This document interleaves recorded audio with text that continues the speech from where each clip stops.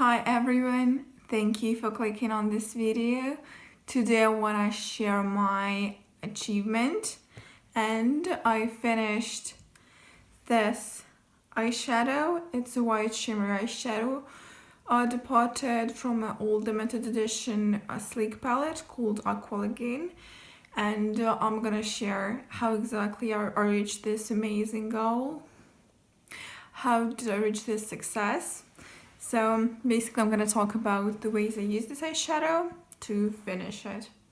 It took me definitely more than a year, maybe 2 years of on and off use, but I was pretty consistent for the last 1.5 years.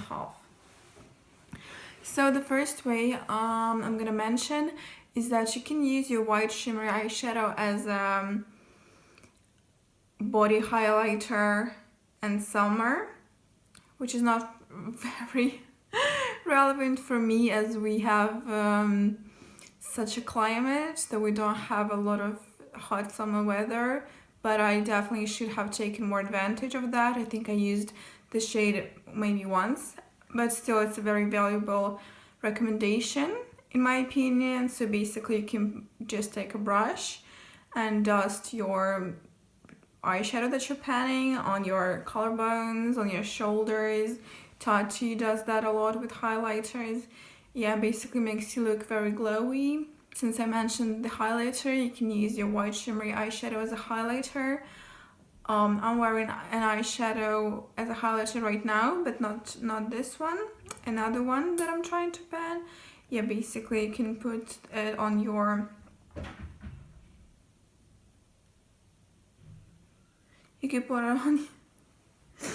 basically you can put the eyeshadow on your cheekbones, on your cupid's bow, in the inner corner, brow bone. You can also put it on the tip of your nose, but that's something I never do because of the shape of my nose.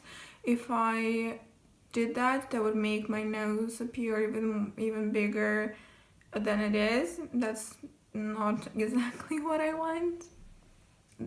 There's that for highlighter, and of course I use it a lot on a primary,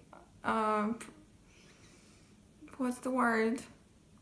I don't know what I'm trying to say. I mean, I have used it as an eyeshadow as well on my eyes. Yes, I'm gonna describe the looks I used to pan and finish this eyeshadow. Some of them will have pretty similar schemes in terms of eyeshadow placement. First one is half of white shimmer eyeshadow on the lid, another half is red shimmery eyeshadow, and a red crease. Of course you can do the same thing with or without doing the actual cut crease. And so there's the look. You can also do half white, half pink shimmery crease and a pink lid. And the same thing you can do with orange, coppery, bronze.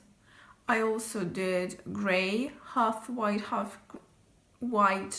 grey shimmer lid and grey crease. The same thing you can do with green, gold and blue. Of course, the same thing you can do with half white, half purple lid and crease, and burgundy, basically different tones of the color, purple or pink or red.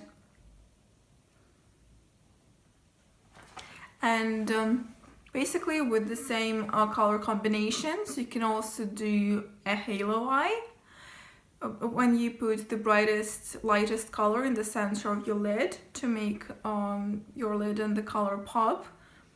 And basically you can use all those color combinations again, and some people also call that spotlight eye, not halo eye.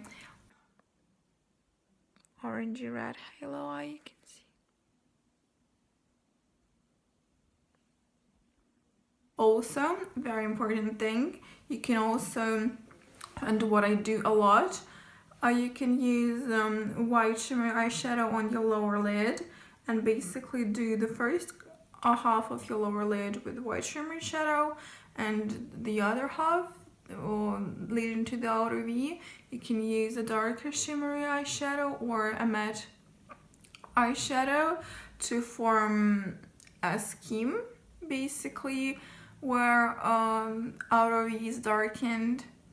It's a very popular thing in the Korean style of makeup, and if you have smaller hooded eyes like me, and if you have a pretty active lower eyelid, this advice will work for you. It basically makes your eyes bigger, makes your eyes pop, and it highlights the beautiful structure of your eye. Basically, talking about working with lower eyelid, I have to say, I guess it's not necessary for everyone. If you have a very big eyes and a lot of lid space, if you don't want to work with your lower lid, you don't have to put mascara on your lower lashes. I know a lot of people don't really like all of that action with the lower lid, but if you don't have big eyes with a lot of lid space, basically, if you're not working with your lower lid, basically you're cutting your eye in half, and it looks like this, and it appears not as big as it could have been potentially, but of course that's okay. There are no rules in makeup. You can do how you like. If you don't like some schemes or techniques, you don't have to do them, but that's just my experience, my opinion. Yeah, and I very like I mean, I like all the lower lash action a lot, and since I started doing that, I think my eyes look bigger, and I like my makeup even more. Another thing I want to mention, considering the color schemes, if you don't have colorful shimmery eyeshadows, but you have a couple of colorful mattes, you can just transform them into shimmers. What you can do in this case is that you can put your white shimmery eyeshadow that you're patting all over the lid, then, for example, or no matter what the order is, but basically you can do your crease, and then you can tap your crease colorful color, the matte one, on top of your white shimmery eyeshadow, and then tapping on it transforms the color, and you can get the same color scheme that I talked about, the same technique, but without using the additional shimmery shadow, and that can make your shadow collection seem more diversified, I guess. Yeah, so that's something that I also like doing. And in general, basically, all of these recommendations are meant for padding your eyeshadows, but make your looks as diversified and different and unique as possible, because I don't really wear the same look every day or every time I do my makeup. I don't really do padding looks. Some people do pan looks, and it's okay. They just repeat the same look until they hit pan, for example. But I like my eyeshadow to be different every time, and using all of those techniques and ways to do makeup. I used this eyeshadow entirely, and not a single time I was bored with it, or frustrated, or felt like I'm unoriginal or whatnot. Yeah, and even though I finished this eyeshadow up, I still have a lot of looks I want to do using white shimmer eyeshadow, so I can continue the same thing with the other ones that I have in my collection. Yeah, so basically I believe the product padding can be creative. You can make it creative, and you can enjoy doing it while having a beautiful eyeshadow looks that express you and your personality. But generally, I hope that this video could be at least a little bit helpful for you and gave you some ideas. So thank you very much for watching. I hope to see you in my next video. And me and this little empty eyeshadow say bye bye to you.